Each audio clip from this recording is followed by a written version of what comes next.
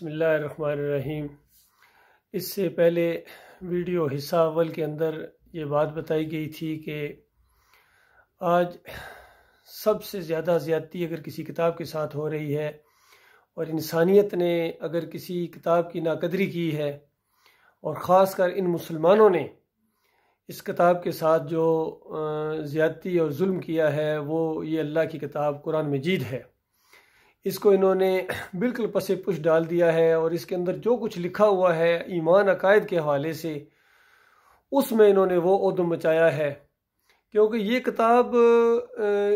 اس کلمے کی جو کلمہ توحید ہے، بنیاد ہے جو اسلام کی،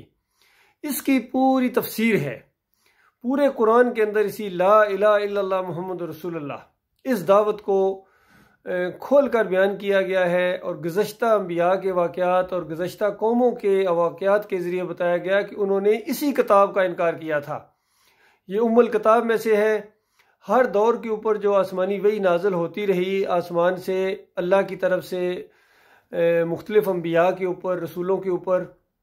بالکل وہی ہے، اسی کا نچوڑ اور خلاصہ گویا اللہ تعالیٰ نے اس آخری کتاب کے اندر جمع کر دیا۔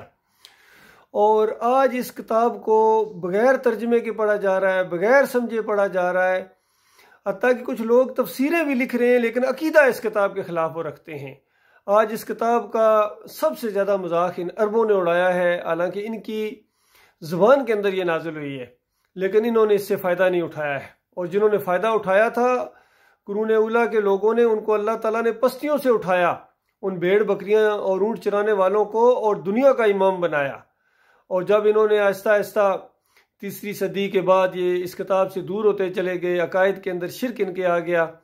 تو پھر اللہ تعالیٰ نے بلندیوں سے ان کو پستیوں میں جا کے ڈال دیا۔ اور آج اگر دیکھیں تو سب سے زیادہ یہ کتاب سعودی عرب سے پرنٹ ہوتی ہے، اور خاص کر ان کی مساجد کے اندر اگر آپ دیکھیں تو گنی نہیں جا سکتی ہیں یہ قرآن کے نسخے۔ ہر مسجد کے اندر، گلف کے اندر، ہر جگہ جہاں بھی، حتیٰ کہ ویرانے کے اندر، ریگستان کے اندر بھی اگر کوئی مسجد بنی ہوئی ہے تو وہاں بھی آپ کو بے شمار قرآن کی یہ جو ہے نا نسخے وہاں ملیں گے پڑھنے کے لیے۔ تو اس کو بس ایک صرف پڑھتے ہیں ثواب سمجھ کے، اور اپنی عام طور پر یہاں برصغیر کے اندر بھی اپنی بچیوں کو شادی کے موقع کے اوپر یہ دے دیتے ہیں، یا اس کے نیچے سے گزاریں گے کیا برکت ہوگی۔ حتیٰ کہ ہمارے علاقے کے اندر کو جب کبھی بیماری آتی تھی یہ جانوروں کی، تو سب جانوروں کو ایک جگہ کھلے اس میدان میں اکٹھا کر کے، تو یہ شاہ صاحب آئیں گے جی، پہلے یہ مولوی وحید صاحب تھے، پھر ان کے والد اس سے پہلے آیا کرتے تھے، وہ جناب آئیں گے اور جس راستے سے سارے جانوروں نے گزرنا ہے اس کے اوپر قرآن لٹکا دیتے تھے، اور اس کے نیچے سے جانوروں کو گزاریں گے، اور پھر آگے جا کے پیر صاحب سارے جانوروں کا ایک چکر لگائیں گے، تیز تیز ایک خاص انداز سے کچھ پڑھتے جائیں گے، اور پھر جناب پتہ چلے گا کہ یہ بیماری کا انہوں نے کڑا ڈال دیا جی، اس کو بند کر دیا ہے، اس دائرے کے اندر جو جانور آگے ہیں اب یہ اس بیماری سے نہیں مریں گے جی۔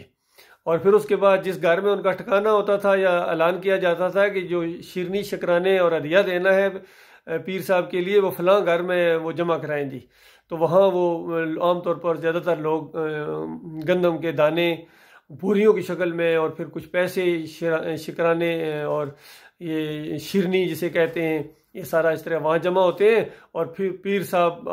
اس وہاں سے اکٹھا کرتے رہتے ہیں، یا خود ہی لوگ اپنے وہ اٹھا کے تو ان کے گھر میں جا کے ڈال دیتے ہیں۔ تو یہ کھیل تماشا انہوں نے اللہ کی کتاب کے ساتھ۔ پھر کچھ لوگوں نے تعویذ گنڈے کی شکل میں اس کتاب کو اب استعمال کر رہے ہیں کہ یہ کتاب گویا تعویذ گنڈے کے لیے آئی ہے، اور اس قرآنی آیات کے تعویذ بنا بنا کر، خاص کر یہ اعمال قرآنی کے اندر اشرف علی تھانوی نے وہ تعویذ تجویز کیے ہیں اللہ کی کتاب سے کہ عقل حیران ہے، اور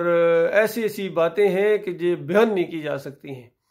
پھر یہ زیادہ تر لوگ اس کتاب کو یہ سال ثواب کے لیے، یہ ختم شریف کے لیے اس کو کہ ایک ایک پارہ جناب سارے پڑھیں گے، یہ مولوی صاحب کو دے دیتے ہیں کہ اچھے اچھے کھانے پکاؤ، اور اس کے بعد وہ 8-10 مدرسے کے وہ شاگرد لے آتے ہیں، 10-15، اور سارے اس کو وہاں آ کے پڑھتے ہیں انگلی لگا کے، بس پڑھتے کیا ہے ان کو پتہ ہے وہ کیا پڑھتے ہیں، تو بس کھانے پینے کا ایک ذریعہ ہے، اور پھر سارے وہ مولوی صاحب کے پاس جمع کراتے ہیں، اور پھر مولوی صاحب کے پاس جو قرآن آ جاتے ہیں اس کو پھر کہتے ہیں کہ یا اللہ یہ فلاں کو بخش دے اور فلاں کے نامہ اعمال میں ڈال دے۔ تو بتاؤ اللہ کے بندوں، اگر دل کے اندر مولوی صاحب اس سے پہلے یہ کہہ چکے ہوں کہ جو کچھ قرآن پڑھا گیا یہ میرے والد صاحب کے کھاتے میں ڈال دے، اور پھر لوگوں کو دھوکہ دینے کے لیے اونچا اونچا یہ کہہ دیں کہ یہ فلاں کے کھاتے میں ڈال دے، اللہ تعالیٰ تو دلوں کی آواز بھی سنتا ہے، پھر کیا کرو گے آپ؟ یہ بات تو میں نے بیچ میں کہہ دی، حالانکہ اللہ نے یہ نظام نہیں رکھا ہے۔ اگر یہ نظام ہوتا تو پھر گناہ کر کے بھی کسی کے کھاتے میں ڈال دیا جائے کہ جو کچھ گناہ کیے ہیں یہ یا اللہ یہ پیر صاحب کے کھاتے میں ڈال دے، مولوی صاحب کے کھاتے میں ڈال دے۔ ایسا نہیں ہے، جو کرے گا سو بھرے گا۔ انسان کو یہاں دنیا میں آزمائش میں ڈالا گیا ہے، یہ عمل کی دنیا ہے، یہاں ایمان عقیدے کے ساتھ جو عمل کرو گے وہ آپ آگے جا کے کاٹو گے، یہ کھیتی ہے جو بو رہے ہو وہاں آگے جا کے کاٹو گے۔ تو یہ معاملہ ہے۔ باقی اسلام کے اندر صرف دعاؤں کا معاملہ ہے کہ جس طرح میت کے لیے دعا کی جاتی ہے اس سے فائدہ پہنچتا ہے میت کو، یا اولاد دعائیں مانگتی ہے، یا انسان دوسرے انسانوں کے لیے مومنوں کے لیے دعائیں مانگتے ہیں، یہ چیز ایک بالکل صحیح ہے۔ لیکن اس انداز سے دعا مانگنا کہ یا اللہ یہ جو میں نے عمرہ کیا ہے، حج کیا ہے، یہ قرآن پڑھا ہے، اس کو فلاں کے کھاتے میں ڈال دے، تو یہ بالکل اسی طرح کی بات ہے کہ آج کل سردیوں کے دنوں کے اندر انسان خوب گرمی یعنی محسوس کر رہا ہو، ہیٹر لگائے ہوئے ہوں، رضائیاں اور کمبل اور یہ کمفرٹر اوڑھے ہوئے ہوں، اور صرف اس طرح دعا کرے کہ یا اللہ یہ جو میں گرمی اور ہیٹ محسوس کر رہا ہوں یہ فلاں جگہ جو سردی میں ٹھٹر رہے ہیں لوگ ان کو پہنچا دے۔ حالانکہ اللہ سے کہہ رہا ہے، تو کیا اللہ تعالیٰ پہنچائے گا؟ ہرگز نہیں پہنچائے گا، یہ طریقہ ہی نہیں ہے، بلکہ اللہ کے ساتھ یہ مذاق ہے۔ ہاں اگر اس طریقے سے دعا مانگی جائے کہ یا اللہ جس طرح تو نے میرے لیے یہ انتظام کیے ہیں، یہ کپڑوں کا، گرم کپڑوں کا، رضائی کا، ہیٹر کا، یا اللہ ہمارے وہ بھائی جن کو یہ سہولتیں میسر نہیں، یا اللہ ان کو بھی اس طرح کی سہولتیں میسر کر، ان کے لیے کوئی انتظام کر دے۔ یہ دعا ہے، یہ بالکل صحیح میں سمجھ میں آتی ہے۔ لیکن ہماری ہیٹ فلاں کو ٹرانسفر کر دے، یہ ممکن نہیں ہے، یہ طریقہ نہیں ہے۔ تو اسی طریقے سے کوئی عمل کرنا اور کہنا یا اللہ یہ جو میں نے عمل کیا ہے یہ فلاں کے کھاتے میں ڈال دے، تو یہ بالکل اللہ کے تعالیٰ کے ساتھ مذاق ہے، اس کتاب کے ساتھ مذاق ہے۔ یہ کتاب تو یہی کہتی ہے لیس الانسان الا ما سعی،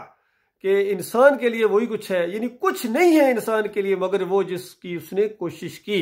اور پھر نبی علیہ السلام کی حدیث بھی آتی ہے کہ جب انسان کے اوپر موت آتی ہے تو اس کے عمل منقطع ہو جاتے ہیں مگر تین: ایک صدقہ جاریہ جو اس کا اپنا عمل ہے، ایک نیک اولاد جو اس کی اپنی اولاد ہے اس کے لیے دعائیں کرے، اور ایک نفع دینے والا علم جو وہ پھیلا کے گیا ہے، چھوڑ کے گیا ہے شاگردوں کی شکل میں یا کوئی تقریروں کی شکل میں، تو وہ جب تک چلتا رہے گا اس کا ثواب اسی کو ملتا رہے گا۔ دیکھیے آپ کو ایک بات بتاؤں کس طرح ان لوگوں نے اللہ کی کتاب کے ساتھ مذاق کیا ہے۔ تفہیم القرآن کے اندر سورہ البقرہ کی جو آخری آیات میں اس طرح کی آیت آئی ہے لہا ما کسبت وعلیہا ما اکتسبت، تو کہ جو جس نے کمایا ہے اسی کے لیے ہے۔ اس کی بڑی اچھی تشریح کی امام مودودی صاحب نے کہ یہ جو عمل ہے یہ ناقابل انتقال چیز ہے، یعنی یہ منتقل ہونے والی، ٹرانسفر ہونے والی چیز نہیں ہے، یہ جس کا عمل ہے اسی کے کھاتے میں ہوتا ہے۔ اور سورہ نجم میں جب پہنچے ہیں لیس الانسان الا ما سعی کی تشریح کیا 5ویں جلد کے اندر، تو وہاں مثال دیتے ہیں کہ یہ جو عمل ہے نا احصال ثواب، یہ منی آرڈر کی طرح ہے۔ جس طرح منی آرڈر کسی کو بھیجا جاتا ہے تو اس کو مل جاتا ہے، اور بالفرض وہ لینے والا موجود نہ ہو تو واپس بھیجنے والے کو مل جاتا ہے۔ اس طرح انہوں نے قرآن کا مذاق اڑایا ہے اور اللہ کی آیات کے ساتھ انہوں نے کھیل کھیلا ہے۔ اللہ کے بندو، یہ بہت ہی یعنی افسوسناک بات ہے کہ اللہ کی کتاب اصلی حالت میں موجود ہے، لیکن اس سے فائدہ اٹھانے کی بجائے، اس کے پیچھے چلنے کی بجائے، اس کے مطابق ایمان عقیدہ بنانے کی بجائے آج یہ امت ہے یہ مسلکوں کے اندر بٹی ہوئی ہے، فرقوں کے اندر بٹی ہوئی ہے، اور یہ غیر اللہ کی نظر و نیاز کرتی ہے، غیر اللہ کی پکاریں لگاتی ہیں، واسطے وسیلے رکوع اور سجدے کرتے ہیں، اور یہ سمجھتے ہیں کہ ہم اللہ کی کتاب کے ماننے والے ہیں۔ حالانکہ الحمدللہ سے لے کر والناس تک ایک ہی مسئلہ قرآن بیان کرتا ہے کہ تمہارا داتا بھی اللہ ہے، دستگیر اللہ ہے، مشکل کشا اللہ ہے، حاجت روا اللہ ہے، رکوع اور سجدے کے لائق اللہ ہے، براہ راست پکارے جانے کے لائق اللہ ہے، دل کے وسوسے جاننے والا، شاہ رگ سے زیادہ قریب، اور جسے چاہے حکومت دے، جسے چاہے حکومت چھین لے، جسے چاہے بیٹے دے، جسے چاہے بیٹیاں دے، جسے چاہے ملی جلی اولاد دے۔ یہ سارے عقیدے قرآن کے عقیدے ہیں، لیکن آج ہماری قوم دیکھیے پوری قوم کو کیا ہو گیا ہے، انہوں نے اللہ کی کتاب کو چھوڑ دیا ہے۔ اور واقعی صحیح بات ہے، اسی کتاب کے اندر لکھا ہوا ہے کہ کل قیامت کے دن نبی علیہ السلام کہیں گے اے میرے اللہ، اس قوم نے اللہ کی یعنی اس کتاب کو، قرآن کو چھوڑ دیا تھا، اس کو مذاق بنا لیا تھا، آج یہ مذاق بنا ہوا ہے۔ یقین کیجئے جتنے مسلک ہیں کوئی بھی اس کتاب کو مطابق ان کا عقیدہ نہیں ہے، اور پھر اس کو اللہ کی رضا کے لیے نہیں، اگر اس کو پڑھتے بھی ہیں پڑھاتے بھی ہیں تو یہ خالص دنیا کی خاطر اس کی اجرت وصول کرتے ہیں، اذان دینے کے پیسے لیتے ہیں، نماز پڑھانے کے پیسے لیتے ہیں، تراویحاں پڑھانے کے پیسے لیتے ہیں، بچے کے کان میں اذان دینے کے پیسے لیتے ہیں، نکاح پڑھانے کے پیسے، جنازہ پڑھانے کے پیسے لیتے ہیں، سب کچھ یہ خالص ان کے پیٹ کا مسئلہ ہے، ان کا پیٹ اب کتاب کے ساتھ لگا ہوا ہے۔ اور حدیث میں آتا ہے کہ یعنی گناہ اس بندے کا جو یعنی اس دین کو بیچے اور دنیا کمانے کا یعنی ذریعہ بنا لے۔ اس طرح کی کتنی روایات بھی ہیں، حدیث ہے نبی علیہ السلام کی، موزن اس کو رکھو جو اجرت نہ لے۔ پھر وَلَا تَشْتَرُوا بِآيَاتِي ثَمَنًا قَلِيلًا 28 آیتیں ہیں، اور اس مضمون کی بے شمار دوسری آیات بھی ہیں کہ دین کو اجرت کا ذریعہ نہ بنایا جائے۔ ہر نبی آگے کہتے ہیں لوگوں میں تم سے مال نہیں مانگتا ہوں، میں تم سے اجرت نہیں مانگتا ہوں، میں تم سے اس کا کسی قسم کا کوئی صلہ نہیں مانگتا ہوں، یہ خالص اللہ کی رضا کے لیے ہے۔ میرا مالک مجھے دے گا صلہ، اتنا دے لگا جتنا آپ تصور بھی نہیں کر سکتے ہیں۔ کاش یہ دنیا کے یہ علماء جو ہیں یہ دنیا کی طرف نہ جھکتے۔ سورہ اعراف کے اندر بھی اس کا ذکر ہے، سورہ جمعہ کے اندر اس کا ذکر ہے کہ اللہ تعالیٰ نے ایسے علماء جن کو اللہ نے دین کی سمجھ دی اور یعنی آیات کا علم دیا، وہ دنیا کی طرف جو جھکے ہیں تو پھر اللہ تعالیٰ نے ان کے ساتھ بڑی سختی کے ساتھ معاملہ کیا ہے۔ کہیں ان کی مثال گدھے کی مثال دی ہے کہ یہ گدھے ہیں جن کے اوپر کتابیں لدی ہوئی ہیں، کہیں مثال کتے کی دی ہے کہ جس طرح رال ٹپکاتا ہے، اس کی طرف ہڈی پھینکو تب بھی رال ٹپکائے گا، ددکارو تب بھی رال ٹپکائے گا۔ تو آج یہ ان مولویوں کی جو دین کو اجرت کا ذریعہ بناتے ہیں، پیسے لیتے ہیں دین کے اوپر اور اجرتی ہیں، یہ دکاندار ہیں، دیندار نہیں ہیں، تو ان کی مثالیں بہت ہی بری ہیں۔ اور پھر مالک فرماتا ہے بار بار ان کو سمجھاتے رہو، ان کے سامنے یہ مثالیں رکھتے رہو، شاید کبھی ڈر جائیں، شاید ان کے اندر کوئی اللہ کا خوف پیدا ہو جائے اور یہ سیدھے ہو جائیں۔ اللہ تعالیٰ غور و فکر کرنے اور اس کتاب کے ساتھ چمٹ جانے۔ یہ کتاب ہے جس کا ایک حصہ آپ کے ہاتھ میں میرے بھائیوں، اور پھر ایک دوسرا حصہ اوپر اللہ کے پاس ہے۔ یہ تعلق پیدا کرتی ہے اللہ کے ساتھ یہ کتاب۔ اور اس کتاب کا پڑھنے والا یا علی مدد کے نعرے لگائے، یا رسول مدد کے نعرے لگائے اور مزاروں کے سامنے جا کے ماتھا ٹیکے۔ اس کتاب کا پڑھنے والا کسی اور کے واسطے وسیلے دے۔ اس کتاب کا پڑھنے والا جمہوریت کے سسٹم کو کہے کہ یہ اسلامی طریقہ ہے۔ اس کتاب کے پڑھنے والا سود کھائے گا۔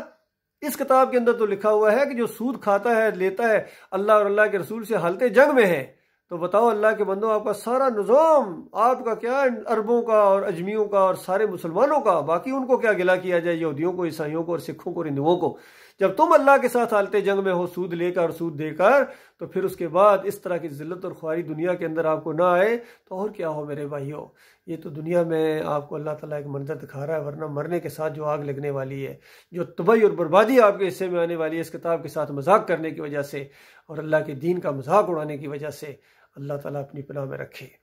پھر آخر میں یہی گزارش ہے میرے بھائیوں، للہ توبہ کرو، معافی مانگو، پلٹو اپنے صحیح دین کی طرف، اس کتاب کو اپنے رہنما بناؤ، اس کے پیچھے چلو، تو یقین کیجئے سارے فرقہ بندیوں کا خاتمہ ہو جائے گا، سارے قرضے آپ کے اتر جائیں گے، برکتوں کے پرنالے آپ کے اوپر کھول دیے جائیں گے اللہ کی طرف سے۔ اس کتاب کے پیچھے چلو۔ اس کی تشریح کی ہے نبی صلی اللہ علیہ وآلہ وسلم نے اپنی زندگی سے، اور صحابہ کرام کی زندگیاں بالکل محفوظ کر دی گئی ہیں قرآن کی شکل میں اور صحیح حدیث کی شکل میں، بخاری کی شکل میں، مسلم رحمۃ اللہ علیہ میں بھی اسی کے انداز سے روایتیں آئی ہیں۔ تو یہ پوری طرح موجود ہیں یہ چیزیں، پھر صرف مسئلہ یہ ہے کہ آپ اس کے اوپر عمل نہیں کرتے ہیں۔ اس کے اندر جو کچھ پریشانیاں بظاہر آپ محسوس کرتے ہیں، یا باپ دادا کا کیا بنے گا، پھر یہ لوگ کیا کہیں گے، پھر انٹرنیشنل میڈیا کیا کہے گا، پھر انٹرنیشنل کمیونٹی کیا کہے گی، پھر یہ جناب یہ تو یہ ہو جائے گا، یہ شیطان آپ کو ڈراتا ہے اور آپ ہمت کر کے اس فیلڈ کے اندر اپنا قدم رکھنے سے گھبراتے ہیں۔ لیکن یاد رکھیے اگر آپ نے اس راستے کو اختیار نہ کیا تو اس کے بعد جو اللہ کے غضب کا کوڑا برسے گا وہ گھبراہٹ آپ کے حصے میں آئے گی، ایک لمحہ سکون کا آپ کو نہیں ملے گا۔ اللہ تعالیٰ اس خوفناک انجام سے اپنی پناہ میں رکھے۔